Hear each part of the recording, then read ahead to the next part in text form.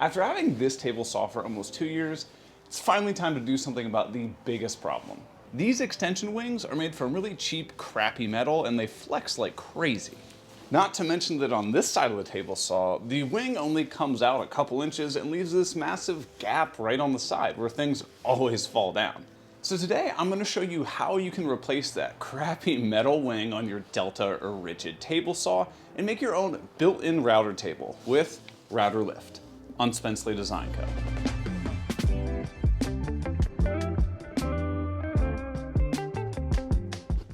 This has been one of those builds that's been on my to-do list for well over a year. Every single time I look at this table saw, it drives me nuts to see that giant gap on the side.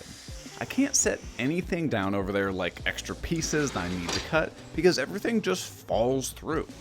Plus, I recently have been doing a massive purge. This is not a test. This is your emergency broadcast system announcing the commencement of the annual purge Of tons and tons of tools that I no longer have a use for or just cluttering up my space. Like that router table behind me. I have no need for a floor standing router table, so I'm selling that one and replacing it with this inline router table for my table saw. To make sure this thing is rock solid, I'm not using your standard plywood that you'd find at the big box store. Instead, I'm using Baltic birch plywood. This is substantially more expensive, but it has about twice as many plies, which makes it much more dense and much more stable. Plus, it will resist sagging and warping over time. So it took probably 2-3 passes to get the size of this perfectly dialed in, but you want it to be where it'll slide between those rails and it is nice and tight. As you can see, not holding it at all, this thing's holding itself. So now that I got the main piece that's gonna make up the table, I can go ahead and cut down some supports just to make this a little more rigid. So what you've seen me do so far is work on cutting a piece that will act as the main platform for the router table. I should mention that I'm not sharing any specifics on exact measurements in this video because I've got free plans for this project linked down in the description below. You can thank Craig for sponsoring this video and providing everybody with those free plans. And the other bonus is that because Craig and myself think that ad reads about life insurance, VPN services, and other unrelated topics are annoying during woodworking videos, I don't have to blast you with one of those ad reads. Just know that all the blue tools I'm using today are from Craig. So now that I have all the pieces cut down that are going to make up that router table extension, I'm just gonna grab my pocket hole jig and connect everything together. Pocket holes are a super strong and easy way to attach all the pieces together, but it truly does not matter at all what technique you use here. If you do decide to use pocket holes though, one tip I have is to clamp everything together before driving in the screws. Pocket holes have a tendency to shift the pieces when they're being driven in, and the clamps just help prevent that. Also, applying or not applying glue doesn't really matter either, but I tend to err on the side of overbuilding something, so I like the extra strength that glue adds, but it's up to you. So now the extension wing is made, we can grab it and head over to the table saw. In order to figure out where to drill the mounting locations, I removed the fence rail and popped out the old extension wing, as well as whatever this useless piece here is. This bad boy fits in here, but remember, you want it to be slightly on the snug side. Instead of taking forever and measuring out all of the mounting holes, I just mark things with a pen. Easy. So with those holes marked out, you 100% could just grab your drill and go ahead and drill those holes. That's what she said. Michael, please. But I want to show you something slightly easier. Now, I don't own a drill press or one of those fancy jigs that basically turns your drill into like a portable drill press, but I got something else that'll work pretty well. And I'm talking about this new Craig drilling guide that has 6 different size holes to keep that drill bit perfectly straight as you drill down into the wood. So if I'm trying to drill this hole, I just place the guide with a corresponding collar over the hole, grab my drill, and get a perfectly straight hole drilled. I feel like I said drill a lot. So being able to drill those holes with perfect 90s is nice, but there's something that you absolutely cannot do with a handheld drill, and that's doing kind of offset holes. So having the hole just like that is gonna be fine because the bolt can go in. However, I wanna have a little bit of side to side adjustment to get this perfectly level. So I really kind of want to drill out something like this. And if you have ever attempted to do that with just a handheld drill, you know that it does not work. So what I can do is take the drilling guide and set it on top of that with it being slightly offset and go ahead and drill the holes out again. And yeah, I'll save you the comment. You could do this with a router too. And then they turn out perfect like that. So after getting that table reinstalled on the side and it's nice and perfectly level, you could absolutely just stop here and got yourself a nice big table saw wing. However, I want to add a router table lift into it, so let's do that next. Now to get the router lift into the extension wing, you 100% could just grab a jigsaw, cut out the outline and pop it in there. However, it's not going to get you super accurate, and I have a much simpler way to do it. I want the lift to go right about here. So I quickly marked out the rough location with a pencil, and I want to remove this interior space right here. Now I know what you're thinking, Eric, just use a template to route out the perfect spot for that router lift. Well, here's the problem.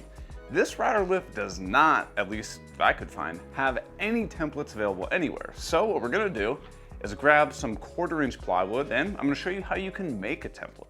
So I already made a template earlier just as a proof of concept, and as you can see, it fits perfectly around the router lift. To get started, I just need some double-sided tape and a few scrap pieces of wood. I can then stick these pieces down around the lift, making sure that things are snug, but not too snug.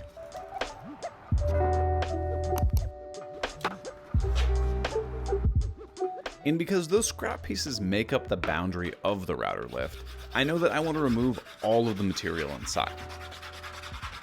I'll quickly drill some entry holes in each corner of the template, and then grab my jigsaw to cut everything out.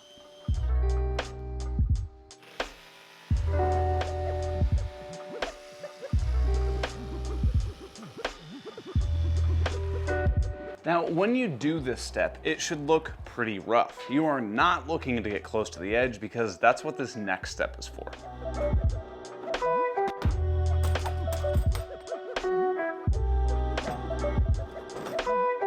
This is a massive flush trim bit that has a bearing that's the exact same radius on the corners as the router plate. So when I run this bearing along the wood, it will perfectly follow the guides and cut that 1/4-inch plywood to the exact size below.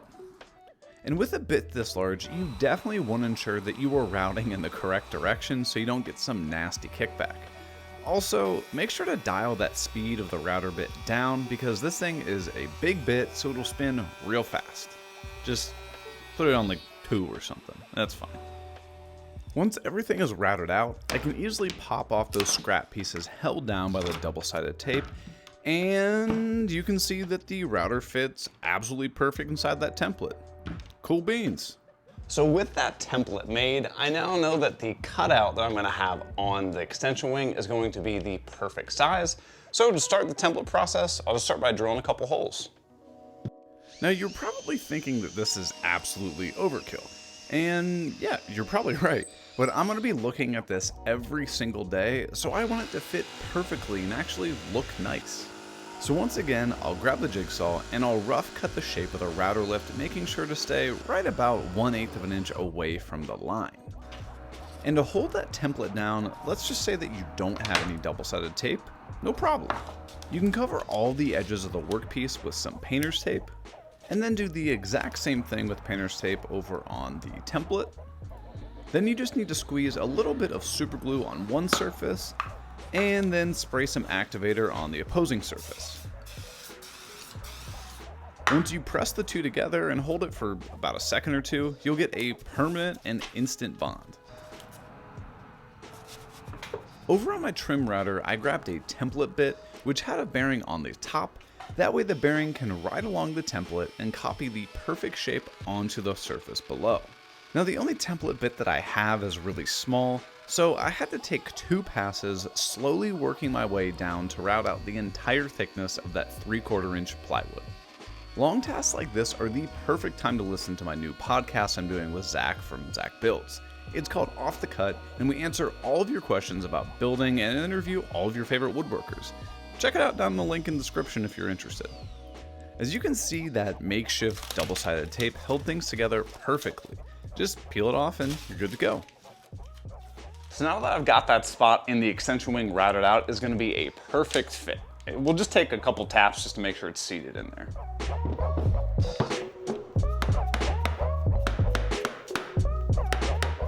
So that is held in fairly securely. However, I want to be able to balance this and get it perfectly locked in there. Craig makes these handy dandy insert plate levelers that go into each corner of the cutout. Just secure them from underneath with a few screws, and then use these set screws to adjust the plate to the perfect level.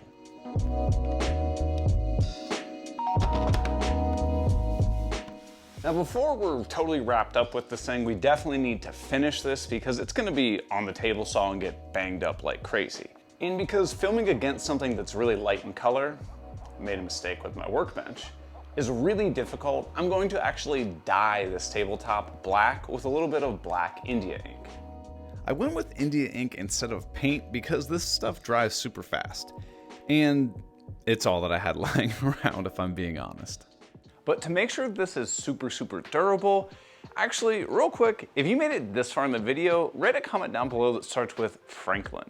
I read every comment that comes through, so writing Franklin lets me know that you actually watched the video. So if you have any questions or just want to support what I'm doing here, write a comment down below that says Franklin, and I promise I'll get back to you. And if you'd like to support the channel even more so I don't have to do those horrible ad reads about hair loss or video games about fighting dragons and stuff, consider going to my website and picking up some plans or some merch like a t-shirt. All right, now back to the build. So to make sure the surface was super durable, I grabbed some of this Total Boat tabletop epoxy and poured it all over the surface. This stuff is really thin, so it'll automatically self-level. You just have to give it a little bit of encouragement with a plastic spreader, and then a little bit of guidance with a heat gun. It's pretty easy. Now I will say that this epoxy came out way too glossy for my liking, so I grabbed a white Scotch-Brite pad and then scratched up the surface just to make everything a little bit more dull. And to make this nice and slick, I took a little bit of paste wax, rubbed it all over the surface of the entire saw, let it dry, and then buffed it out to a nice satin sheen. I've already used this setup a ton and it has saved me tons of floor space by getting rid of that floor standing router table. But let's address a few things that I know people are gonna ask. First, what about a fence for the router table? Yes, I know that I need to make one that has like some split openings so you can bury the bits and everything in there, but I'm gonna be making that on a future video because this one's already getting a little long. I'm thinking about making one that slots over my table saw fence. That way I can quickly and easily add it or take it off whenever I don't need it. But I'm truly curious, if there are any things that you think I should consider into adding into a router table fence, let me know. And the other glaring issue is, what about dust collection?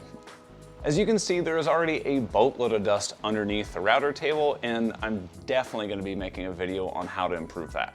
I'm thinking about making some sort of box that goes all the way around the router that I can just plug my dust collector into, as well as a spot up on top of the fence that will collect the dust from the top, obviously.